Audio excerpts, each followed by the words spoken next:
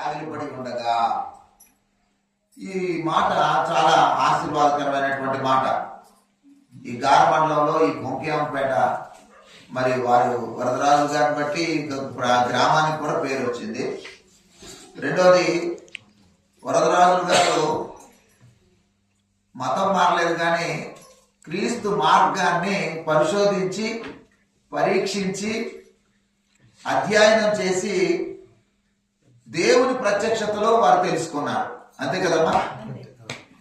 ఎందుకంటే మరి చాలా ప్రసిద్ధి అయినటువంటి కుటుంబం, పెద్ద కుటుంబం, మరి ఎంతో అన్నదమ్ములు, వారి పిల్లలు, వారి కుటుంబాలతో ఉంటున్నటువంటి పరిస్థితి.